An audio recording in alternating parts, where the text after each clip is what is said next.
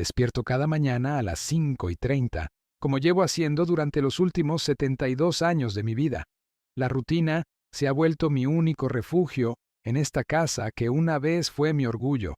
Me levanto sin hacer ruido, consciente de que mi presencia ya no es bienvenida en los pasillos que yo mismo construí con estas manos callosas.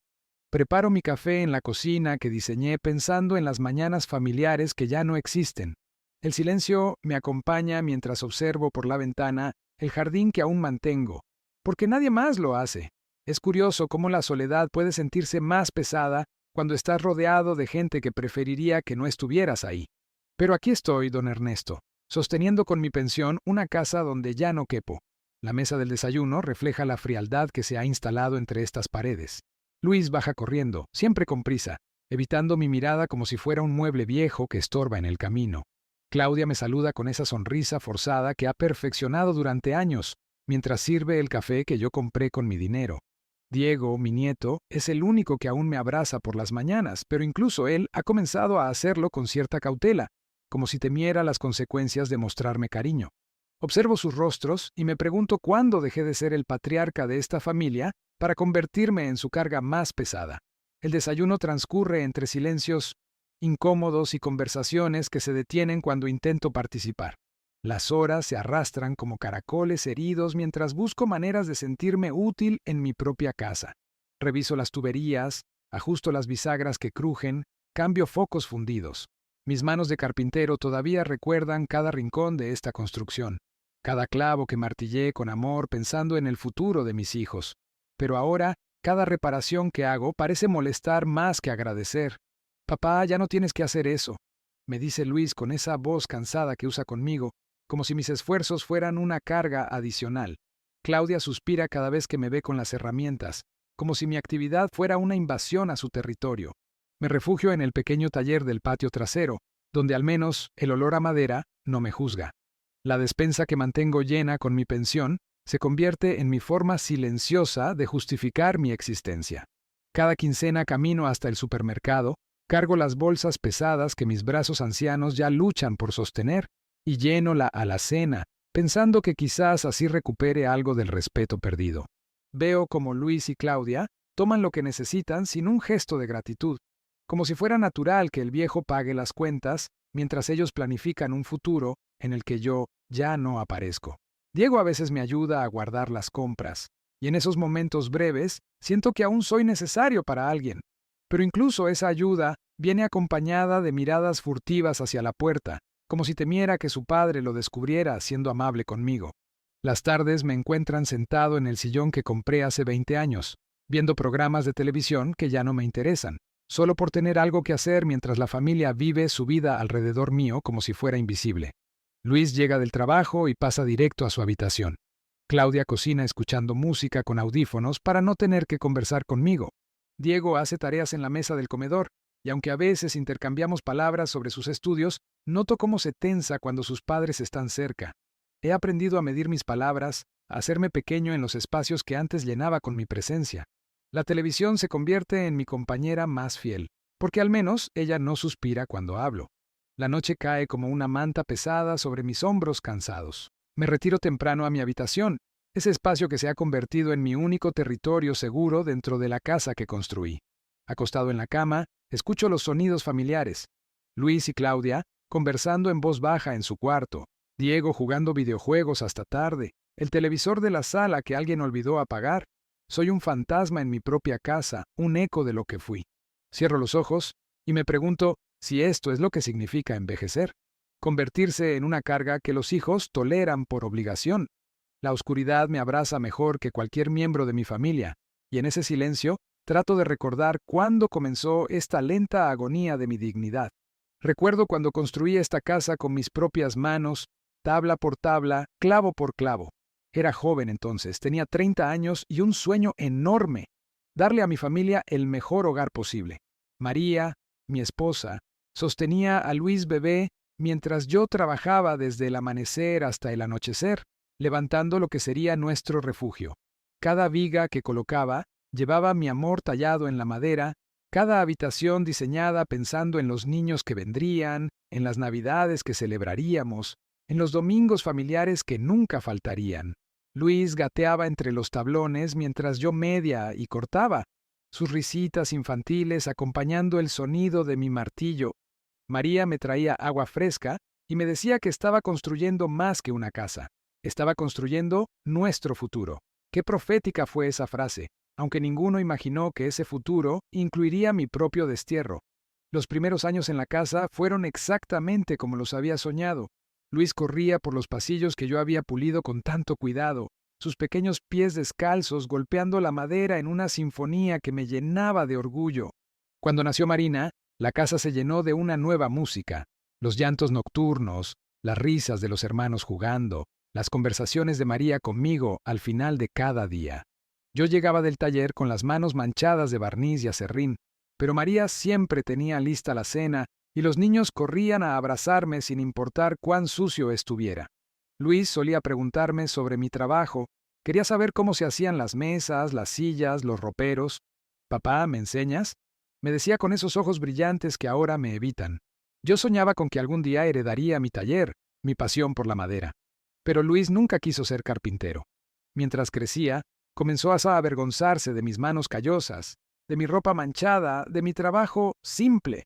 Estudió administración, consiguió un trabajo en oficina, se casó con Claudia, una mujer que desde el primer día miró con desdén mis muebles hechos a mano. Recuerdo cuando trajeron a Diego, recién nacido, a la casa. Yo había construido una cuna especial, tallada con figuras de animales que me tomaron semanas terminar. Claudia la vio y dijo: «Está muy rústica, prefiero comprar una moderna».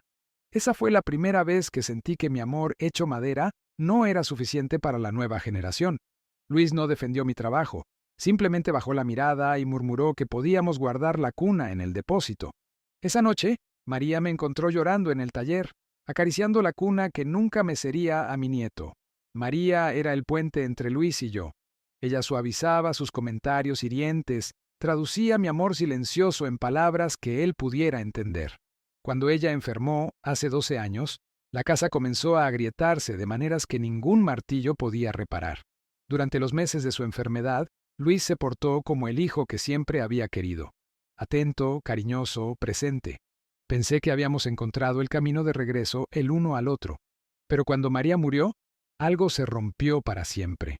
En el funeral, Luis lloró como un niño, y yo traté de consolarlo, pero él se apartó de mi abrazo. «Si hubieras llevado a mamá al médico antes», me dijo con una frialdad que me partió el alma. Como si la enfermedad hubiera sido mi culpa, como si mis cuidados durante 40 años de matrimonio no hubieran significado nada. Después del funeral, la distancia entre nosotros se volvió un abismo.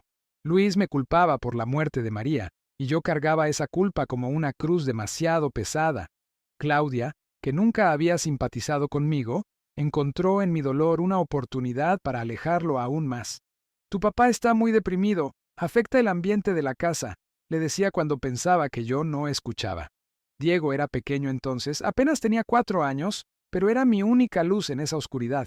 Se sentaba conmigo en las tardes y me preguntaba por la abuela, y yo le contaba historias de cuando María y yo éramos jóvenes. Era el único que parecía entender que yo también había perdido a la persona más importante de mi vida. Claudia interrumpía esas conversaciones con pretextos.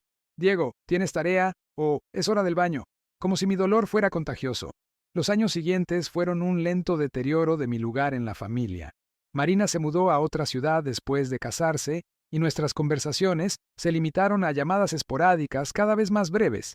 Luis se volvió más exitoso en su trabajo, más distante en casa. Claudia tomó el control de la cocina, de las decisiones domésticas, incluso de las conversaciones con Diego. Yo me convertí en un inquilino en mi propia casa, tolerado por pagar las cuentas, pero excluido de todo lo importante. Cuando Diego comenzó la escuela, yo quería ayudarlo con las tareas, enseñarle lo que sabía, pero Claudia siempre tenía una excusa. «Ernesto, él necesita ayuda con matemáticas, no con carpintería», como si mi sabiduría de 70 años no tuviera valor más allá de clavar tablas. Luis asentía a todo lo que ella decía, como si hubiera delegado en su esposa la tarea de mantenerme a raya. Mi relación con Diego se convirtió en mi último refugio, pero incluso esa se vio amenazada por la influencia constante de sus padres. Cuando el niño cumplió 10 años, le regalé una pequeña caja de herramientas que había hecho especialmente para él. Sus ojos se iluminaron como los de Luis cuando era pequeño, y comenzamos a hacer pequeños proyectos juntos en el taller, pero Luis lo descubrió un día y se molestó. Papá, Diego necesita concentrarse en sus estudios, no en jugar con madera, me dijo con esa autoridad nueva que había desarrollado para dirigirse a mí. Claudia agregó, además, se ensucia mucho y llega tarde a cenar. Diego me miró con tristeza mientras le quitaban las herramientas. Abuelo, ¿después podemos terminar la casita?, me preguntó. Yo le sonreí y le dije que sí, pero sabía que ese después quizás nunca llegaría. Esa noche, guardé las herramientas pequeñas en mi habitación, como si fueran un tesoro robado. Las tensiones comenzaron a hacerse evidentes cuando cumplí 70 años. Durante la pequeña celebración que organizaron, más por compromiso que por cariño, escuché a Claudia susurrarle a una vecina. Ernesto ya está muy mayor para vivir solo, pero tampoco es fácil tenerlo aquí. Esas palabras se clavaron en mi pecho como astillas. ¿Vivir solo? Si yo pagaba la mitad de los gastos de esta casa, si mantenía llena la despensa, si arreglaba todo lo que se rompía, esa noche, acostado en mi cama, comencé a entender que para ellos yo ya no era el patriarca de la familia, sino un problema a resolver. Luis había dejado de consultarme sobre decisiones importantes, cambios en la casa, planes familiares, incluso las vacaciones de Diego. Yo me enteraba de todo como un extraño, viendo las maletas en la entrada o escuchando conversaciones ajenas en mi propia sala.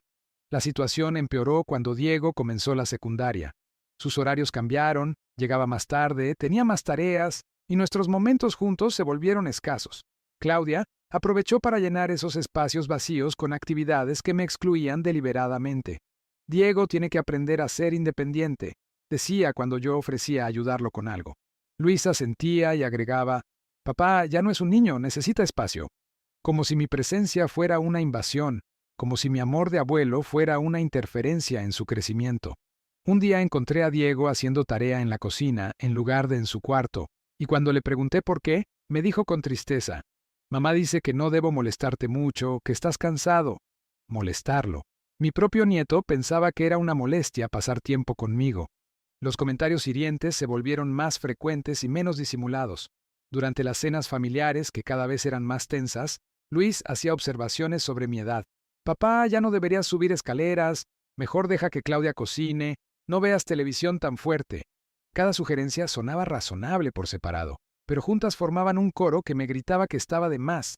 Claudia secundaba todo con esa sonrisa falsa que tanto odiaba. Es por tu bien, Ernesto, ya no tienes la energía de antes. Yo protestaba débilmente, trataba de defender mi autonomía, pero ellos ya habían decidido que yo era un anciano incapaz. Diego me miraba con lástima durante esas conversaciones, y eso dolía más que todos los comentarios juntos. No quería la lástima de mi nieto. Quería su respeto, como lo había tenido antes. Las discusiones sobre dinero se intensificaron cuando Luis perdió una oportunidad de ascenso en su trabajo. Aunque él trataba de disimularlo, yo notaba su frustración, y como siempre sucede en las familias disfuncionales, esa frustración necesitaba un culpable. Comenzó a cuestionar mis gastos. Papá, ¿realmente necesitas comprar tantas cosas? Este recibo de farmacia está muy alto. Tal vez deberías buscar ofertas, como si mi pensión fuera su dinero, como si yo no tuviera derecho a gastar en lo que considerara necesario. Claudia aprovechaba estos momentos para insinuar que yo era un gasto excesivo. Con lo que come Ernesto, podríamos ahorrar para las vacaciones de Diego. Yo escuchaba esos comentarios y sentía cómo mi dignidad se desmoronaba pedazo a pedazo. Había pasado de ser el proveedor respetado a ser la carga que impedía los sueños familiares. La gota que comenzó a derramar el vaso fue cuando Luis sugirió, casualmente, durante el desayuno, que sería bueno que yo visitara algunos asilos para conocer las opciones disponibles. Es solo por precaución, papá, para estar preparados cuando llegue el momento, dijo con esa voz condescendiente que había perfeccionado para dirigirse a mí. Claudia asintió efusivamente. Hay lugares muy bonitos ahora, con actividades para personas de tu edad. Podrías hacer amigos. Diego dejó de comer y me miró con los ojos llenos de lágrimas contenidas.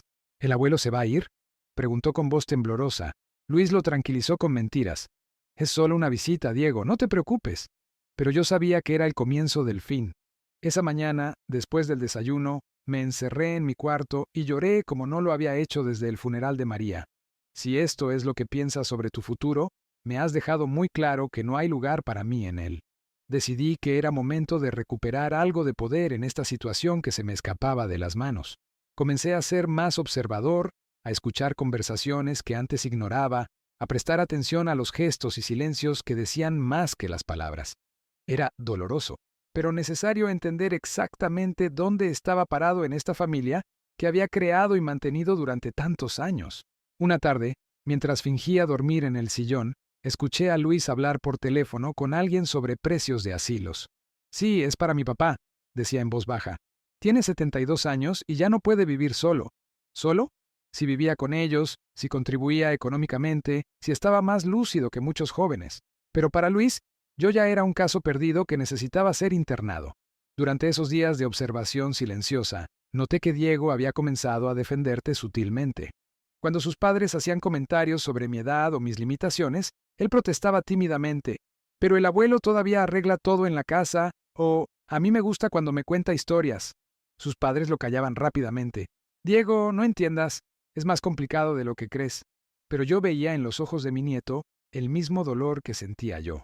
Era el único que aún me veía como una persona completa, no como un problema a resolver. Eso me daba fuerzas para seguir resistiendo, pero también me preocupaba. No quería que Diego se convirtiera en el campo de batalla entre su lealtad hacia mí y su obediencia hacia sus padres. La tensión escaló una mañana cuando encontré varios folletos de asilos en la mesa de la cocina. Claudia trató de disimular, guardándolos rápidamente cuando me vio, pero yo alcancé a leer algunos nombres. Hogar de Ancianos San Francisco, Residencia Villa Esperanza. Luis llegó del baño y vio mi expresión. Papá, solo estamos explorando opciones, dijo con esa calma forzada que me enfurecía. No es nada definitivo, pero es bueno estar informados. Informados. Como si yo fuera un objeto que había que depositar en algún lugar. ¿Y cuándo pensaban informarme a mí sobre estas opciones? Les pregunté con una serenidad que me sorprendió. Claudia balbuceó algo sobre querer tener toda la información antes, pero Luis fue más directo. Papá, sabemos que no te va a gustar la idea, pero tienes que entender que nosotros también tenemos derecho a vivir nuestra vida. Esa frase resonó en mi cabeza durante días. Nosotros también tenemos derecho a vivir nuestra vida. Como si mi presencia fuera una cadena que los ataba, como si mis 72 años de existencia fueran un obstáculo para su felicidad. Comencé a preguntarme si realmente era tan terrible vivir conmigo, si mi amor de padre y abuelo era una carga tan pesada. Diego se acercó a mí esa tarde mientras yo estaba en el taller, tratando de perderme en el trabajo como siempre hacía cuando la tristeza me abrumaba. Abuelo, ¿es verdad que te vas a ir? Me preguntó con lágrimas en los ojos. Lo abracé fuerte y le dije, no sé, mi nieto, pero pase lo que pase, siempre vas a ser lo más importante para mí. Él se aferró a mí como si fuera su tabla de salvación, y yo entendí que esta situación no solo me lastimaba a mí, sino también a la única persona inocente en todo este desastre familiar. Y es aquí, queridos amigos que me acompañan, donde mi historia toma un giro que tal vez muchos de ustedes han vivido o presenciado en sus propias familias. Si sienten que esta historia los toca de alguna manera, si reconocen en don Ernesto a sus propios padres o abuelos, los invito a suscribirse a este canal donde compartimos historias reales de la vida, esas que nos enseñan sobre la dignidad, el amor y la familia. Porque a veces las experiencias más dolorosas son las que más nos enseñan sobre lo que realmente importa en la vida. El momento que marcó el punto de no retorno llegó una tarde de jueves, cuando regresé temprano de la farmacia porque había comenzado a llover. Al entrar a la casa, escuché voces en la cocina y sin querer ser indiscreto, caminé lentamente hacia allá para anunciar mi llegada. Pero algo en el tono de la conversación me detuvo. Era Luis hablando con Claudia, y su voz tenía esa dureza que reservaba para los temas que más lo molestaban. Me quedé paralizado detrás de la puerta del comedor, una puerta que yo mismo había instalado hace 20 años, cuando aún era bienvenido en todas las habitaciones de mi casa. No aguanto más esta situación, decía Luis con una frustración que cortaba el aire. Es insoportable tenerlo aquí todo el tiempo, controlando todo, opinando sobre todo. Claudia murmuraba palabras de acuerdo, pero yo esperaba, conteniendo la respiración, porque sabía que lo peor estaba por venir. Entonces escuché las palabras que destrozaron lo que quedaba de mi corazón. Mi papá me da asco. Luis pronunció esa frase con un desprecio tan profundo que sentí como si un cuchillo me atravesara el pecho. Asco, repitió, como saboreando el veneno de esa palabra. Me da asco verlo arrastrando los pies por la casa. Me da asco su olor a viejo. Me da asco cómo mastica con la boca abierta. Me da asco que se crea dueño de todo cuando ya no es nada. Claudia se rió, una risa fría que me heló la sangre. Al menos ya estamos de acuerdo en que tiene que irse, le respondió. Entre más pronto mejor, porque Diego está empezando a cuestionarnos por defenderlo. Mis piernas comenzaron a temblar y tuve que apoyarme en la pared para no caer. El hombre que yo había criado, que había cargado en mis hombros cuando era niño, que había aplaudido en cada logro de su vida, acababa de destrozar mi alma con una brutalidad que no esperaba ni de mis peores enemigos. Me quedé ahí, paralizado, escuchando cómo continuaban diseccionando mi existencia como si fuera un tumor que había que extirpar. Cuando éramos niños, siempre fue tan rígido, siguió Luis. Nunca nos demostró cariño, siempre trabajando, siempre serio, y ahora pretende que lo cuidemos como si hubiera sido el mejor padre del mundo. Cada palabra era una bofetada a la memoria de todos mis sacrificios, a las noches que pasé trabajando horas extra para pagar sus estudios, a los domingos que dediqué a arreglar su bicicleta o ayudarlo con proyectos escolares, y esa manía de querer controlar a Diego, agregó Claudia, como si fuera su hijo en lugar de su nieto, le está llenando la cabeza de ideas anticuadas. Luis suspiró profundamente. Por eso necesitamos actuar rápido. Ya llamé a 3 asilos más, mañana voy a visitarlos. Quiero que esto se resuelva antes de fin de mes. Fin de mes. Me quedaban menos de 3 semanas en la casa que construí con mis propias manos. 3 semanas antes de ser desechado como un mueble viejo que ya no combina con la decoración nueva. Traté de moverme, de alejarme de esa puerta maldita, pero mis pies no me obedecían. Era como si mi cuerpo hubiera entendido antes que mi mente que algo fundamental se había roto para siempre. ¿Y si se niega?, preguntó Claudia. La respuesta de Luis fue aún más cruel. No le vamos a dar opción. Es nuestra casa ahora, nosotros pagamos la hipoteca, nosotros mantenemos esto. El que se adapte o que se vaya, ya estoy cansado de fingir que me importa lo que piense. Esa frase final me golpeó como un mazo. Todo este tiempo había creído que, a pesar de las tensiones, aún había algo de amor filial que podía salvarse, pero me equivoqué. Mi hijo me odiaba con una intensidad que yo nunca imaginé posible. Logré alejarme de la puerta con pasos temblorosos y llegué hasta mi habitación sin hacer ruido. Me senté en el borde de la cama que había compartido con María durante 40 años, y por primera vez en una década permití que las lágrimas fluyeran sin control. No eran lágrimas de tristeza solamente, sino de una humillación tan profunda que me carcomía desde adentro. Mi papá me da asco. Esas 4 palabras se repetían en mi cabeza como una maldición. ¿Cómo era posible que el bebé que había mecido en mis brazos, el niño que me había llamado papi con adoración, el joven que había llorado en mi hombro cuando su primer amor lo dejó, hubiera llegado a sentir asco por mí? Me miré en el espejo del tocador y traté de ver lo que él veía. Un anciano de piel arrugada, cabello blanco y ralo, manos temblorosas. ¿Era realmente tan repulsivo? Esa noche fue la más larga de mi vida.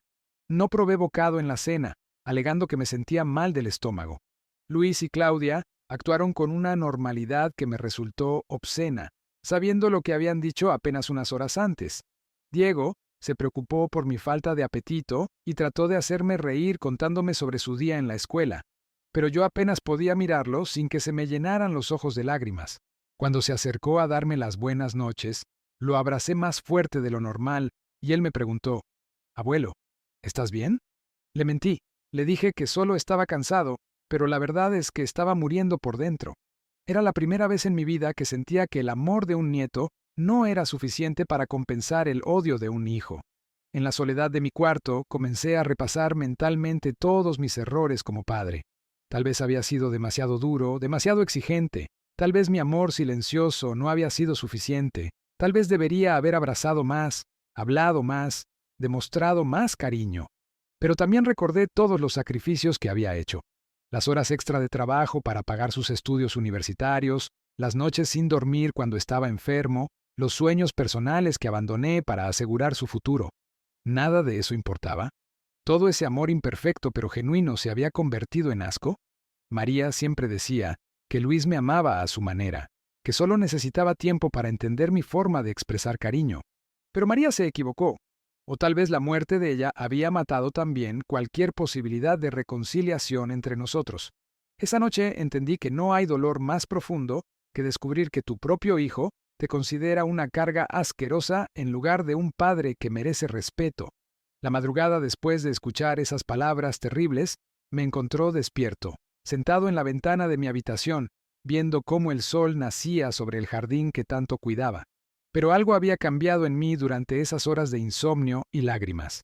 La humillación había tocado fondo, y cuando uno toca fondo, solo queda una dirección, hacia arriba. Mientras observaba las primeras luces del día, una claridad extraña comenzó a invadir mi mente. Por primera vez en años, no me sentía como una víctima, sino como un hombre que tenía opciones. Tenía 72 años, no 72 días de vida. Tenía una pensión digna, algunos ahorros que Luis desconocía, y más importante aún, tenía mi dignidad intacta, aunque maltrecha. Si mi hijo sentía asco por mí, si mi presencia en esta casa era tan insoportable, entonces tal vez era hora de librarlos de esa carga. Pero lo haría en mis términos, no en los suyos. Durante el desayuno de esa mañana, los observé con una perspectiva completamente nueva. Luis evitaba mi mirada, probablemente sintiéndose culpable por lo que había dicho, aunque no tanto como para arrepentirse. Claudia actuaba con esa falsa amabilidad de siempre, sirviéndome café como si no hubiera estado planeando mi destierro el día anterior. Diego me preguntó si me sentía mejor, y yo le sonreí con una tranquilidad que me sorprendió a mí mismo. Mucho mejor, mi nieto, le dije, y era verdad. Por primera vez en meses tenía un plan. No sería la víctima pasiva de las decisiones de otros. Si querían que me fuera, me iría, pero no arrastrando los pies hacia un asilo que ellos habían elegido para mí. Me iría como el hombre que había sido toda mi vida, con dignidad, con propósito, y dejando claro que algunas decisiones solo me correspondían a mí. Después del desayuno, cuando la casa quedó vacía, comencé a actuar. Primero, saqué de mi armario una caja de metal que había mantenido escondida durante años. Contenía documentos importantes, escrituras, pólizas de seguros, certificados bancarios y algo que Luis no sabía que existía. Las escrituras de un pequeño departamento que había comprado hace 15 años como inversión. Era un lugar modesto pero cómodo, en un barrio tranquilo, que había mantenido alquilado para generar ingresos adicionales. El contrato de alquiler vencía el mes siguiente, y el destino parecía estar alineándose perfectamente con mis planes. Mientras revisaba los papeles, sentí una emoción que no experimentaba desde hacía años, la emoción de tomar el control de mi propia vida. No sería depositado en un asilo como un objeto estorboso. Sería un hombre libre eligiendo dónde y cómo vivir sus últimos años. El siguiente paso fue revisar mis finanzas con la precisión que había aprendido en décadas de trabajo. Tenía más dinero del que Luis imaginaba. Mi pensión, aunque modesta, era estable. Los ahorros que había acumulado durante años de vida frugal eran suficientes para vivir cómodamente sin depender de nadie. Pero lo más importante era que tenía cuentas conjuntas con Luis que podía cerrar cuando quisiera. Él había asumido que mi dinero era parte del presupuesto familiar, que mi pensión estaría siempre disponible para mantener la casa. Se le llevaría una sorpresa cuando descubriera que el viejo asqueroso tenía más independencia económica de la que había calculado. Por primera vez en años, sonreí con una satisfacción genuina. Si Luis quería deshacerse de mí, tendría que hacerlo sin mi dinero. Durante los siguientes días, actué con una normalidad estudiada mientras planificaba cada detalle de mi partida. Llamé al inquilino de mi departamento y le expliqué que no renovaríamos el contrato. Visité al banco y preparé los papeles para cerrar las cuentas compartidas. Contacté a un abogado para revisar mi testamento y asegurarme de que mis últimas voluntades fueran claras e inapelables. Cada gestión que hacía me devolvía un pedazo de mi autoestima. Era liberador descubrir que, a pesar de todo lo que había pasado, seguía siendo capaz de tomar decisiones importantes, de planificar mi futuro, de actuar con determinación. Luis me había subestimado, había creído que el anciano dependiente que vivía en su casa era todo lo que quedaba de su padre. Pero se equivocaba. Debajo de esa superficie de resignación, el carpintero que había construido casas y muebles seguía vivo, y ahora iba a construir una nueva vida.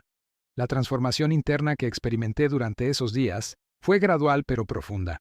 Dejé de disculparme por ocupar espacio en la casa, dejé de caminar con pasos cautelosos para no molestar, dejé de medir cada palabra antes de hablar. No es que me volviera confrontativo o grosero, simplemente dejé de actuar como si mi existencia fuera una imposición. Cuando Luis hacía comentarios sobre mi edad o mis limitaciones, yo asentía cortésmente, pero sin la desesperación anterior por complacerlo. Cuando Claudia sugería que no debería hacer ciertas tareas domésticas, yo la escuchaba con educación, pero continuaba haciendo lo que consideraba necesario. Diego notó el cambio inmediatamente. «Abuelo, te ves diferente», me dijo una tarde. «Más fuerte». Tenía razón. Me sentía más fuerte, no físicamente, sino en mi espíritu. Era como si hubiera recuperado algo que había perdido sin darme cuenta. El respeto por mí mismo. Una semana después de haber escuchado las palabras de Luis, mientras cenábamos en el silencio tenso que se había vuelto habitual, tomé una decisión que me sorprendió incluso a mí. Levanté la vista del plato y dije con voz clara y serena: «Luis, necesito hablar contigo mañana sobre algunos temas importantes». Él me miró con esa expresión de fastidio apenas disimulado que había perfeccionado durante años. «¿Qué temas, papá?», preguntó con el tono que usaba para indicar que no tenía tiempo para mis asuntos de viejo. Pero esta vez no me intimidó. «Temas que nos conciernen a ambos», respondí con una firmeza que hizo que Claudia dejara de masticar y Diego levantara la vista de su tarea. «¿Te parece bien después del desayuno?». Luis asintió, probablemente pensando que se trataba de alguna queja menor o algún problema de salud. No imaginaba que su padre había dejado de ser el anciano sumiso que toleraba humillaciones y que estaba a punto de recuperar el control de su propia vida de una manera que cambiaría todo para siempre. El resto de esa cena transcurrió en un silencio diferente. Ya no era el silencio incómodo de la resignación, sino el silencio expectante de quien sabe que algo importante está por suceder. Diego me miraba con curiosidad, como si hubiera percibido que algo había cambiado en su abuelo. Claudia parecía nerviosa, tal vez intuyendo que mi nueva actitud no era casual. Y Luis trataba de actuar con normalidad, pero yo notaba que estaba desconcertado por mi tono firme y mi postura erguida. Esa noche, mientras me preparaba para dormir, me miré nuevamente en el espejo del tocador. El hombre que me devolvía la mirada ya no era el anciano humillado de una semana atrás. Era don Ernesto, el carpintero que había construido una casa con sus manos, el padre que había sacrificado su juventud por sus hijos, el abuelo que merecía respeto. Mañana comenzaría el proceso de recuperar mi dignidad, sin importar cuánto doliera o qué consecuencias trajera. Era hora de recordarle a mi hijo que el asco que sentía por mí tendría un precio que tal vez no estaba preparado para pagar. La mañana de la conversación con Luis amaneció despejada, como si hasta el clima hubiera decidido acompañar la claridad que había encontrado en mi mente. Después del desayuno, cuando Claudia salió a hacer compras y Diego partió a la escuela, me senté frente a mi hijo en la mesa de la cocina que yo había barnizado hacía 20 años. Tenía delante de mí una carpeta con documentos que había preparado cuidadosamente durante la semana. Luis se veía incómodo, tamborileando los dedos sobre la mesa con esa impaciencia que mostraba cada vez que se veía obligado a dedicarme tiempo. «¿De qué querías hablar, papá?», preguntó con el tono de quien espera una conversación breve y sin complicaciones. Yo lo miré directamente a los ojos, algo que no había hecho en meses, y le dije: «Quiero hablar de lo que realmente piensas de mí». Su rostro se tensó inmediatamente, y por primera vez en años vi en sus ojos algo parecido al miedo. «Luis», continué con voz serena, «el jueves pasado escuché sin querer la conversación que tuviste con Claudia.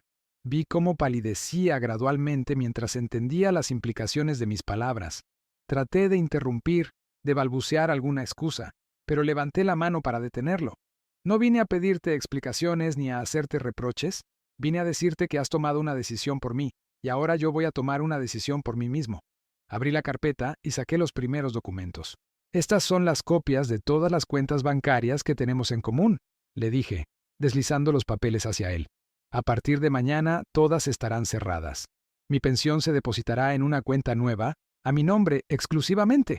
Luis tomó los papeles con manos temblorosas, como si no pudiera creer lo que estaba viendo. Su rostro pasó de la palidez al enrojecimiento de la ira en cuestión de segundos. «Papá, ¿no puedes hacer esto?», dijo con una voz que trataba de sonar autoritaria, pero que temblaba ligeramente. «Esta casa depende de tu aporte, tenemos gastos, obligaciones». Lo interrumpí con una serenidad que me sorprendió a mí mismo. «Tienes razón. Esta casa dependía de mi aporte, pero ya no más». Saqué otro documento de la carpeta. «Esta es la escritura de un departamento que compré hace 15 años. Voy a vivir ahí». Luis leyó el papel con incredulidad creciente, como si las palabras no tuvieran sentido. «No sabía que tenías otro departamento», murmuró. Hay muchas cosas que no sabes de mí, le respondí. Por ejemplo, no sabías que durante todos estos años he estado juntando dinero para no ser una carga para mis hijos. Resulta que mi previsión fue acertada, aunque no de la manera que esperaba. La conversación que siguió fue intensa, pero extrañamente liberadora. Luis alternaba entre la ira, la súplica y la justificación. Me gritó que estaba siendo dramático, que había malinterpretado sus palabras, que él solo estaba frustrado por el trabajo y había hablado sin pensar. Pero cuando intentó abrazarme y pedirme perdón, yo me aparté gentilmente. Luis, le dije, un hombre de 45 años no habla sin pensar cuando dice que su padre le da asco. Esas palabras salen del alma, y yo las respeto lo suficiente como para tomarlas en serio. Vi cómo se desplomaba internamente cuando entendió que no había vuelta atrás. Traté de negociar, de proponer que fuéramos a terapia familiar, que habláramos con calma durante unos días antes de tomar decisiones drásticas. Pero yo ya había tomado mi decisión y tenía la tranquilidad de quien ha pensado cada aspecto de su plan. Esto no es un castigo, le expliqué mientras organizaba los documentos de vuelta en la carpeta. Es una liberación para ambos. Tú ya no tendrás que soportar mi presencia asquerosa, y yo ya no tendré que fingir que no me duele la manera en que me tratas. Luis trató de protestar nuevamente, pero yo continué. Durante 50 años he puesto las necesidades de esta familia antes que las mías. Me parece justo dedicar los años que me quedan a mi propia felicidad. Saqué un sobre cerrado de la carpeta. Esta es una carta para Diego. Léela cuando consideres apropiado. En ella le explico por qué me voy y le aseguro que puede visitarme cuando quiera. Al mencionar a su hijo, Luis se quebró un poco más. Papá, Diego te adora. Esto lo va a destrozar, me dijo con lágrimas en los ojos. Por eso mismo me voy, le respondí. No quiero que mi nieto crezca viendo cómo su padre trata a su abuelo con desprecio. Merece un ejemplo mejor. El momento más difícil de esa conversación llegó cuando Luis, en un último intento desesperado, me suplicó que reconsiderara la decisión. Papá, sé que he sido un mal hijo, sé que te he herido, pero dame una oportunidad de arreglarlo. Por un momento, mi corazón de padre se ablandó al ver a mi hijo llorar como no lo hacía desde que era niño. Pero entonces recordé la crueldad de sus palabras, la frialdad con que había planeado internarme en un asilo, la manera en que había convertido mi vejez en una humillación cotidiana. Luis, le dije con tristeza genuina, algunos daños no se pueden reparar con disculpas, y algunas decisiones no se pueden cambiar porque duelen. Esto es lo mejor para todos. Me levanté de la mesa, tomé mi carpeta y me dirigí hacia mi cuarto para comenzar a hacer las maletas. Detrás de mí, escuché sollozar a mi hijo como cuando era pequeño y algo se rompía sin posibilidad de arreglo. Pero esta vez, yo no podía consolarlo. Esta vez, él mismo había roto lo que no se podía reparar. La noticia de mi partida cayó sobre la casa como una bomba silenciosa que destruyó la falsa normalidad que habíamos mantenido durante meses. Cuando Claudia regresó de sus compras esa tarde y Luis le contó lo sucedido, su reacción fue exactamente la que había esperado. Primero shock, luego pánico financiero, y finalmente una ira fría dirigida tanto hacia Luis como hacia mí. ¿Cómo pudiste ser tan estúpido?, le gritó a su esposo. ¿No te das cuenta de lo que acabas de hacer? Sin la pensión de tu papá no podemos pagar la hipoteca, las cuentas, nada. Era doloroso pero revelador escuchar cómo, incluso en ese momento de crisis familiar, su principal preocupación seguía siendo el dinero, no la ruptura de una relación entre padre e hijo. Luis trataba de calmarla, asegurándole que encontrarían una solución, que tal vez podrían convencerme de cambiar de opinión. Pero yo ya había tomado medidas para asegurarme de que no hubiera vuelta atrás. Diego llegó de la escuela en medio de la tormenta emocional que había estallado en la casa. Lo escuché preguntar qué pasaba, por qué sus padres estaban discutiendo, por qué había papeles tirados en la mesa de la cocina. Cuando le explicaron que yo me iba a mudar, su reacción partió mi corazón en pedazos. Corrió hacia mi cuarto donde yo estaba empacando mis pertenencias más importantes y se lanzó a mis brazos llorando como si fuera el fin del mundo. «Abuelo, no te vayas», me suplicaba mientras se aferraba a mí con desesperación. «Prometo que voy a hablar con papá. Prometo que todo va a estar bien, pero no te vayas». Era la parte más difícil de toda esta situación. Causarle dolor al único miembro de la familia que realmente me amaba. Pero también sabía que, a largo plazo, era mejor para él ver a su abuelo viviendo con dignidad que quedarse y permitir que continuara la degradación lenta de mi lugar en la familia. Le expliqué a Diego, con toda la paciencia y el amor que pude reunir, que mi decisión no tenía nada que ver con él. Tú eres lo mejor de mi vida, le dije mientras secaba sus lágrimas. Pero a veces, los adultos necesitamos hacer cambios difíciles para estar bien. Yo no voy a desaparecer de tu vida, solo voy a vivir en un lugar diferente. Le mostré la dirección de mi nuevo departamento, le prometí que podría visitarme cuando quisiera, le aseguré que tendríamos nuestro propio espacio para hacer proyectos juntos sin que nadie nos interrumpiera. Poco a poco, su llanto se calmó, aunque la tristeza siguió brillando en sus ojos. ¿Puedo ayudarte a empacar?, me preguntó con voz pequeña. Asentí, y pasamos el resto de la tarde seleccionando juntos las herramientas y recuerdos que me llevaría a mi nueva vida. Los siguientes días, antes de mi mudanza, fueron tensos y extraños. Luis oscilaba entre intentos desesperados de reconciliación y explosiones de ira por las consecuencias económicas de mi decisión. Claudia había dejado de fingir cortesía conmigo. Me trataba con una frialdad que rayaba en la hostilidad, como si yo fuera un inquilino moroso que se negaba a pagar. Era irónico. Durante años había sentido que no era bienvenido en esa casa. Y ahora que había tomado la decisión de irme, descubrían que mi presencia era financieramente indispensable. La vecindad comenzó a enterarse de la situación cuando varios vecinos me vieron cargando cajas hacia el taxi que había contratado para transportar mis pertenencias. Algunos expresaron sorpresa y pena por la separación familiar, otros parecían entender que algo más profundo había motivado mi decisión. Doña Carmen, la vecina de al lado que había sido amiga de María, se acercó a ayudarme con una de las cajas más pesadas. Don Ernesto, me dijo en voz baja, yo siempre pensé que Luis no lo trataba como debía. Mi difunto esposo me decía que ese muchacho no sabía valorar al padre que tenía. Sus palabras me consolaron más de lo que ella podía imaginar. Era la primera vez en años que alguien validaba mi percepción de la situación, que confirmaba que no era mi imaginación lo que había estado sufriendo. A veces, doña Carmen, le respondí, un padre tiene que alejarse para que sus hijos aprendan a valorar lo que tenían. Ella asintió con tristeza y me ofreció ayuda si alguna vez la necesitaba. Era reconfortante saber que, a pesar de todo, no todos veían mi decisión como el capricho de un anciano resentido. En este punto de mi historia, queridos amigos, quiero tomarme un momento para conectar con aquellos de ustedes que tal vez han vivido situaciones similares. ¿Cuántas veces hemos visto o experimentado esa dolorosa realidad donde el amor familiar se da por sentado hasta que ya no está? Si esta historia resuena en sus corazones, si reconocen en ella aspectos de sus propias familias, los invito a seguir acompañándome en este canal donde exploramos las verdades más profundas de la experiencia humana.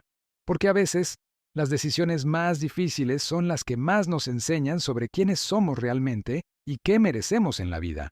La víspera de mi mudanza, Diego vino a mi cuarto después de cenar y se sentó conmigo en silencio durante largo rato.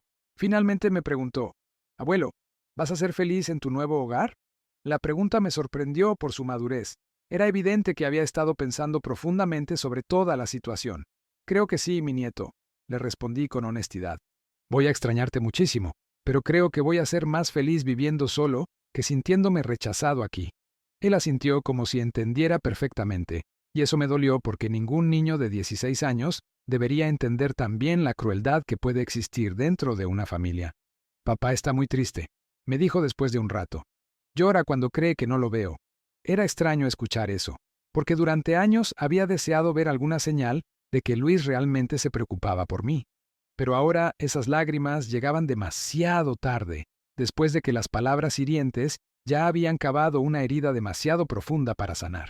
Esa última noche, en la casa que había construido con mis propias manos, dormí profundamente por primera vez en meses. Era como si mi cuerpo y mi mente hubieran encontrado finalmente la paz que venían buscando. Al despertar, vi por la ventana el jardín que no volvería a cuidar, los árboles que había plantado cuando Luis y Marina eran pequeños, las flores que María había elegido y yo había mantenido vivas en su memoria. Sentí una punzada de nostalgia, pero también una liberación extraña. Me estaba despidiendo no solo de una casa, sino de una versión de mí mismo que había aceptado ser tratado sin respeto. En mi nueva vida sería simplemente don Ernesto, no el padre rechazado, no el abuelo tolerado, no el anciano que estorbaba. Sería un hombre libre para vivir sus últimos años con la dignidad que había recuperado a través de esta decisión dolorosa pero necesaria. Mi nuevo departamento resultó ser exactamente lo que necesitaba.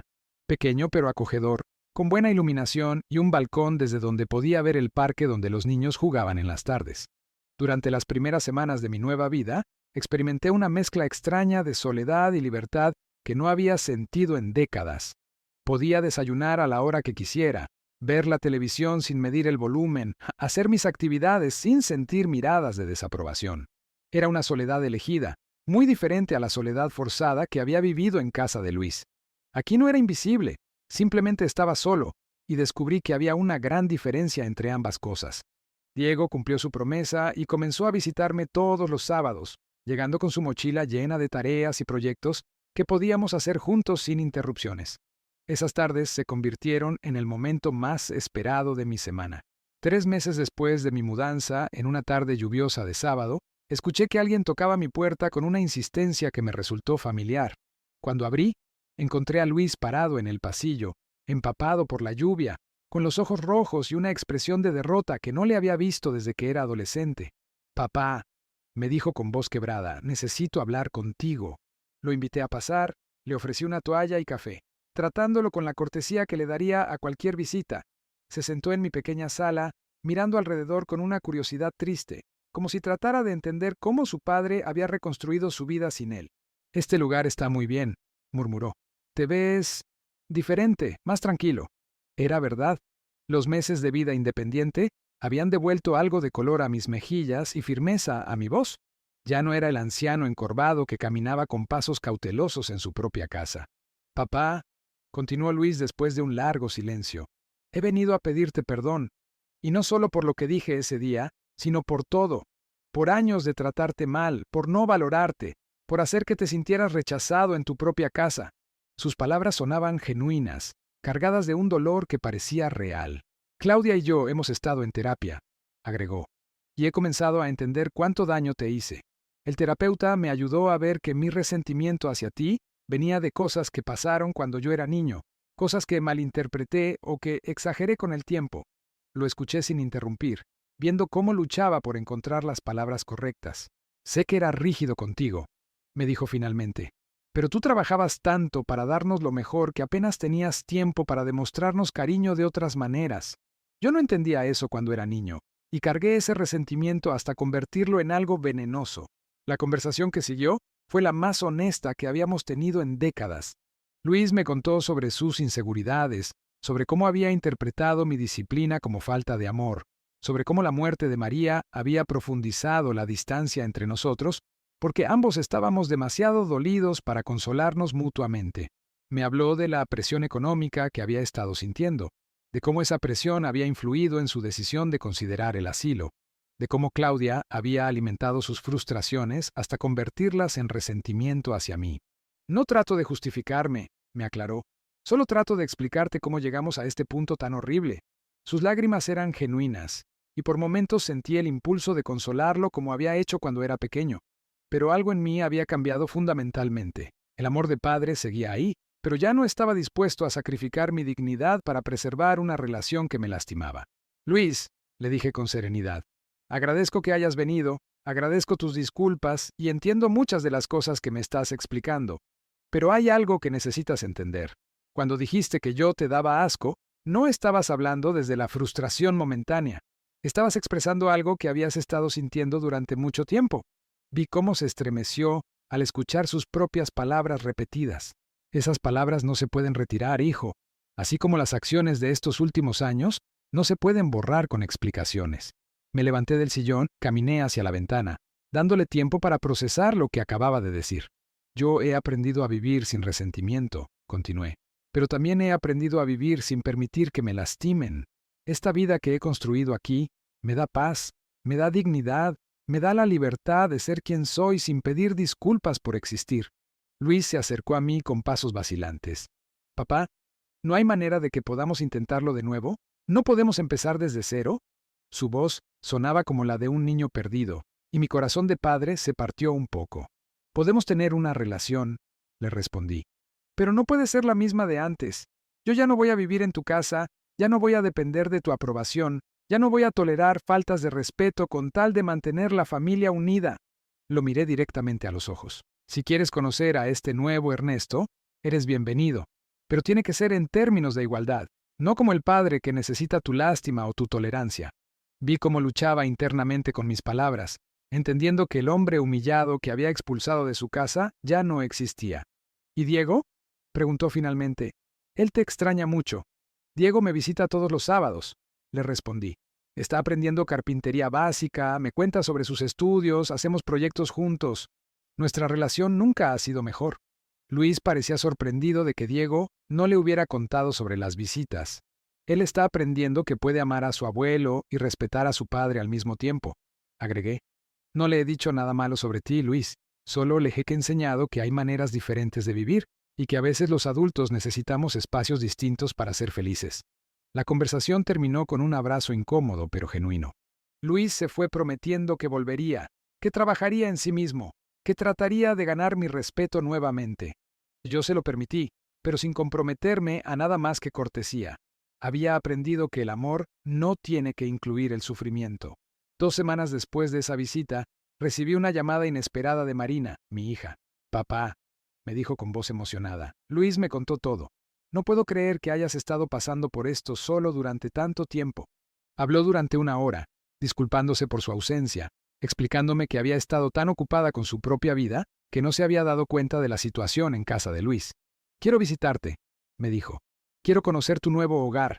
Quiero que conozcas a mis hijos. Quiero recuperar el tiempo perdido. Su llamada me llenó de una alegría inesperada.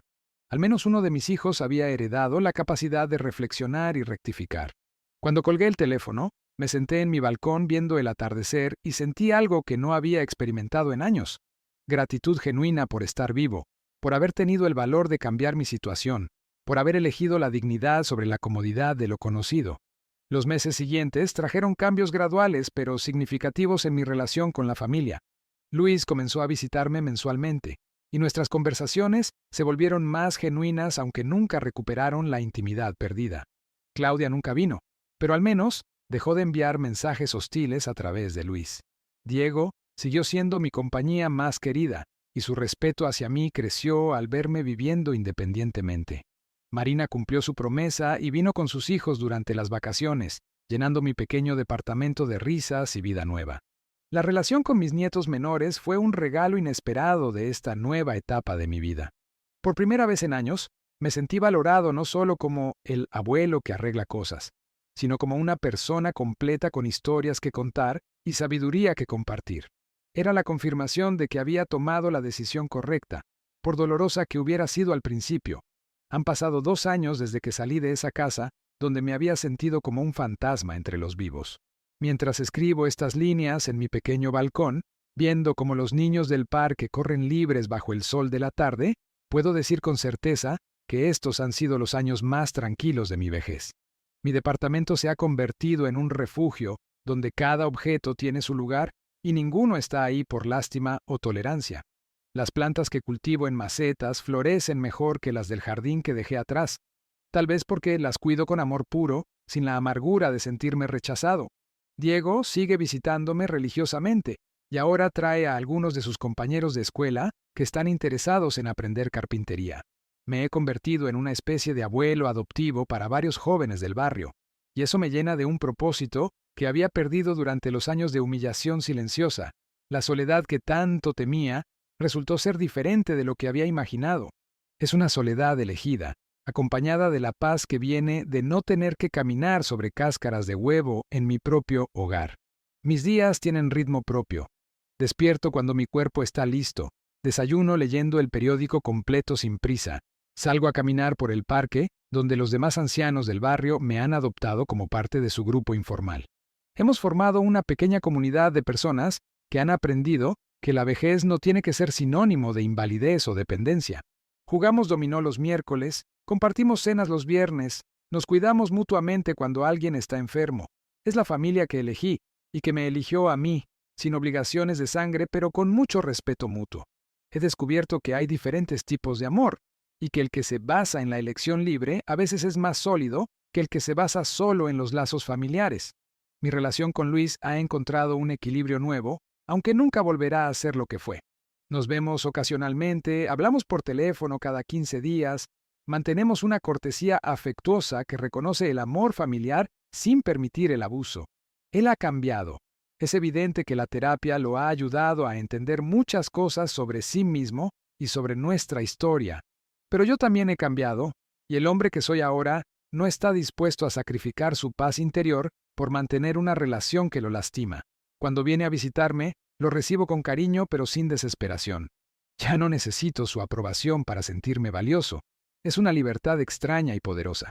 La libertad de amar a un hijo sin depender de que ese amor sea correspondido de la manera que uno espera.